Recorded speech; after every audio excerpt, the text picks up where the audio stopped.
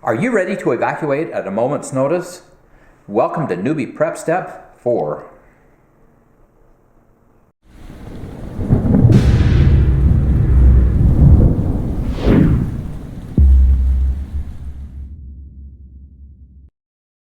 Hi, I'm Jonathan. And Kylene Jones, and we are the Provident Preppers.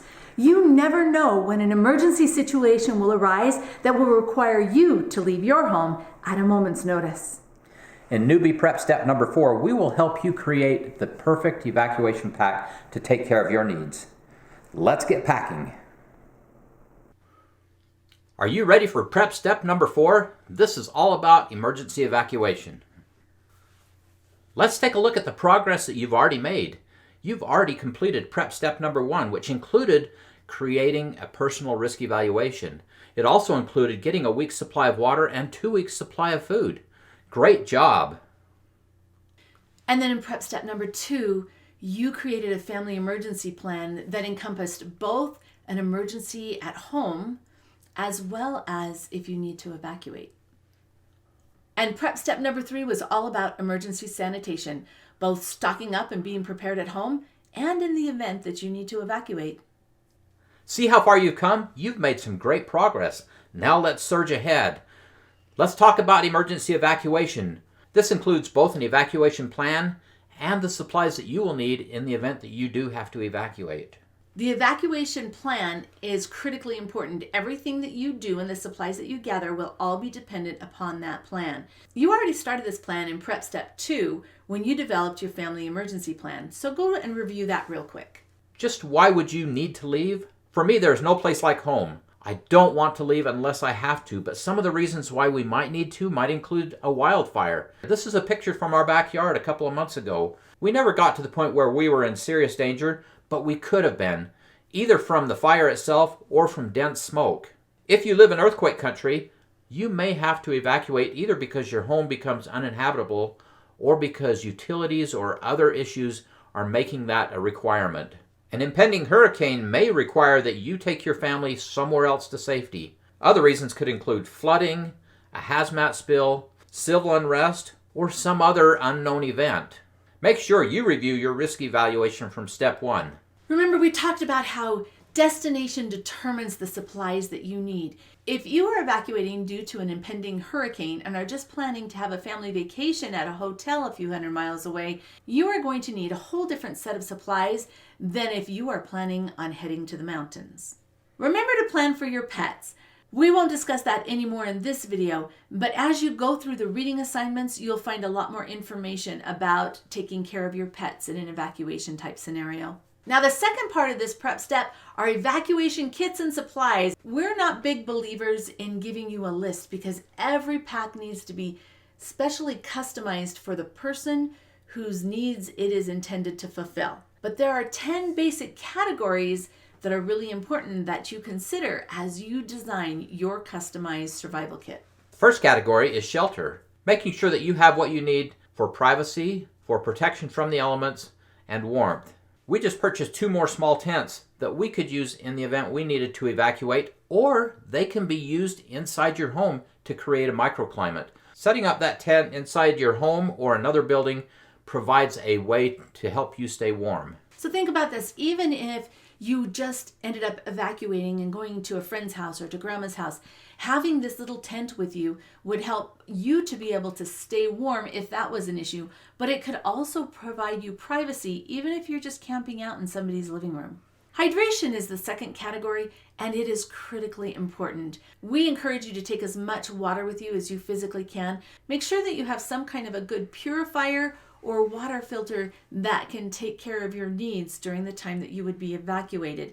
If you click on the card in the corner, we'll take you to a post that will take the mystery out of selecting a water filter. Also, you may want to consider keeping some type of a drink powder in your emergency supplies because sometimes that water will not taste very palatable, and a little bit of drink powder can help. If you are evacuating, mobility is very important. Think about how you're going to transport both people and things. Make sure that you have great walking shoes and good socks and the foot care supplies that you need to take care of any injuries or blisters, whatever may happen.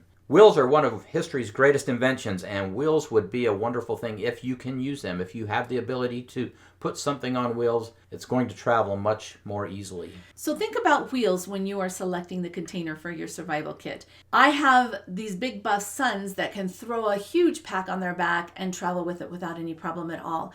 But for me, I'm going to need to have some type of a suitcase on wheels or backpack on wheels so that I have the ability to transport that without carrying the whole load.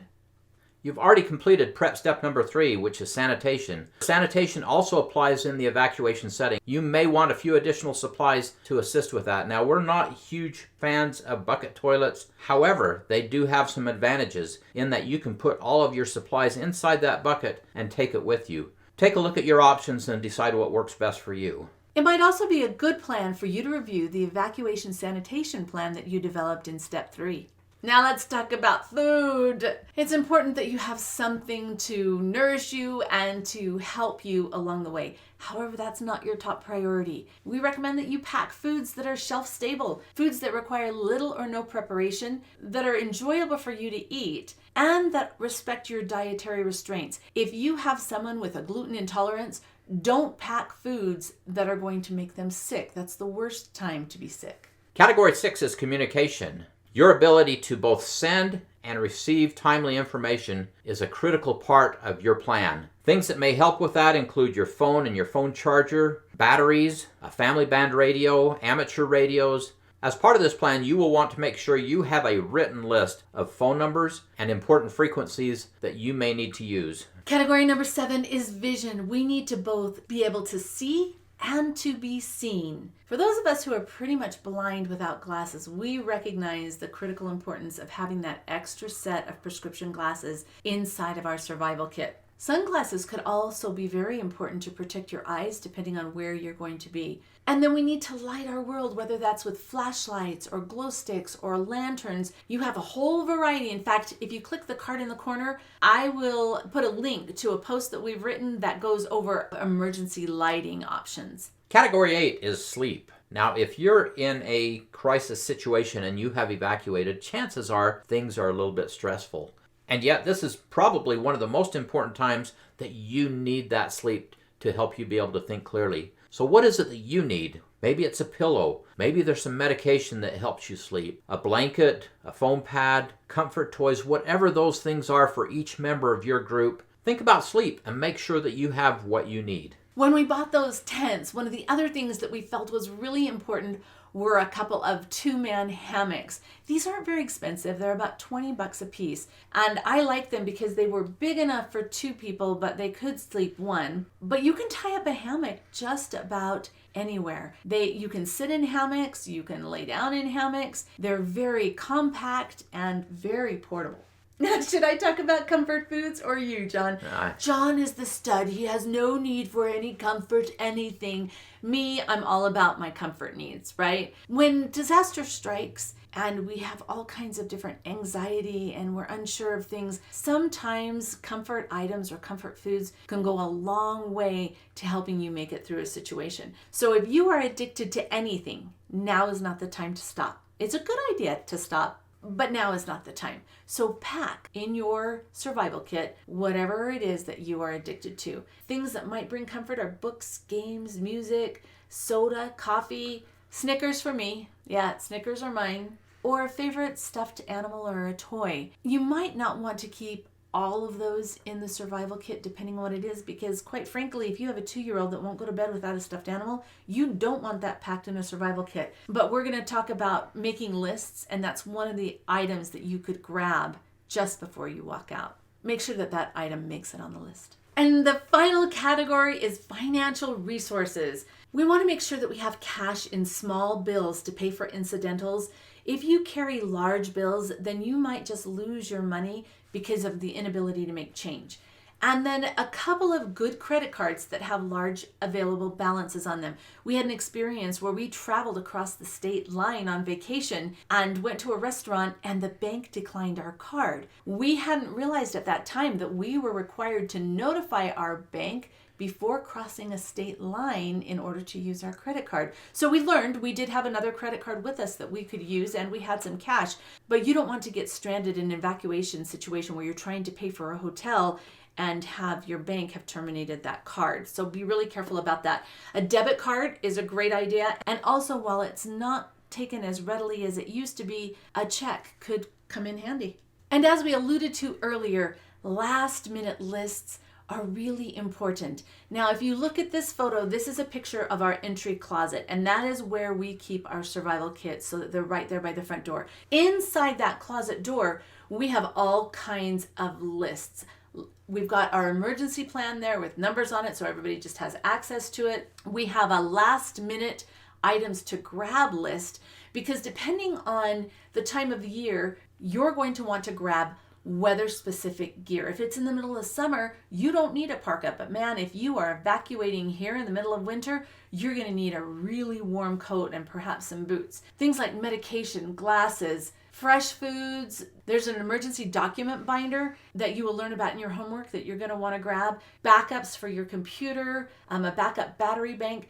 When it comes to the fresh food, we do something really interesting. If you look at the photos on the bottom, the arrow is pointing to some very inexpensive dollar store insulated bags. And the plan is if we need to evacuate, we will pull those bags down and we will go to the refrigerator and fresh fruit and the bread and gather everything that we can put in those bags and take with us. They'll stay good for about 24 hours in there, but it enables us to have some good fresh food when we leave. One of the other lists is a to-do list, because remember, when you are freaked out and that adrenaline's running, your brain just goes numb and you can't think straight. So the list helps you know exactly what to do. Things like take care of your pets, lock the doors, turn off your central air, turn off your water, secure your valuables, perhaps in a safe or hide them somewhere. And you also may need to leave a note for someone, depending on who you're needing to communicate with. In the upper left-hand corner, you will see our emergency document binder, and this is all ready to go along with different keys for bug out locations and things that we might need. One of your reading assignments for this week includes detailed instructions on how to create your own emergency document binder. Your reading assignments for this week can be found in the description of this video. If you just click on the description, it will pull up all the links to everything that you need to read and do for this step. Homework time. Look around your home and find some kind of a backpack or a rolling suitcase or something that you can use as an emergency kit. Stock it using the principles you've learned from your reading assignments, and you will need one of these for each member of your family. New packs are ideal, but for now, use whatever you have available and get started. Now, go to the Provident Prepper and click on Action Plans. This is going to bring up a whole page of different action plans. You're going to want to click the Survival Kit action plan. Once you get to this point, you will be able to click on the top link to get your PDF copy of the Survival Kit action plan. And you will love this action plan because this is a little bit overwhelming, and this is the closest you will ever get to getting a list from us. But there are 4 pages to this action plan. The first one guides you through a personal survival kit. Every member of your family or group needs to have their own personal kit. The second page helps you work through a family survival kit. In this kit, you're going to have things that are shared resources, like a large first aid kit or some cooking utensils, things like that. The third page walks you through a pet survival kit and then a vehicle survival kit. Every vehicle should have a vehicle survival kit that is packed and ready to go in the back of it. Also, a workplace survival kit in the event that you are stranded at your place of employment overnight. And then finally, a school survival kit. And it's really not a survival kit, but it's more of a comfort kit.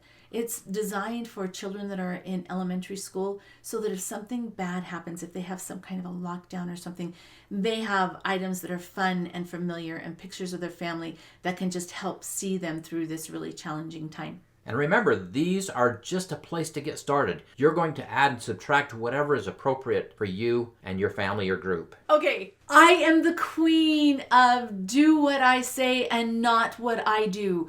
I try really hard, but the truth is, I am incredibly human.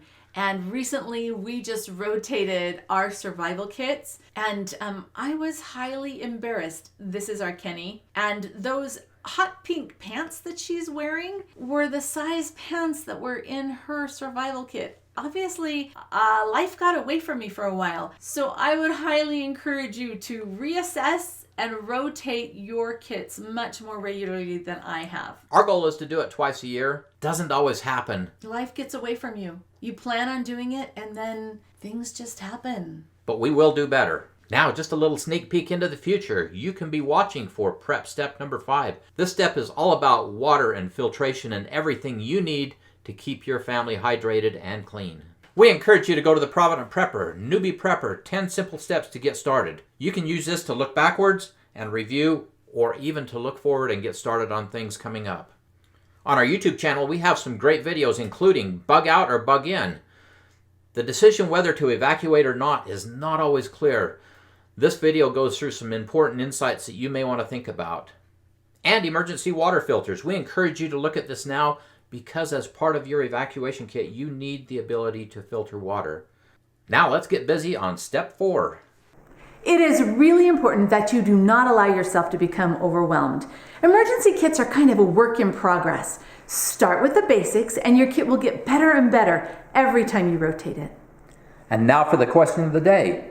What are you doing to get your evacuation pack together and to keep it rotated and ready to go? Comment below. And thanks for being part of the solution.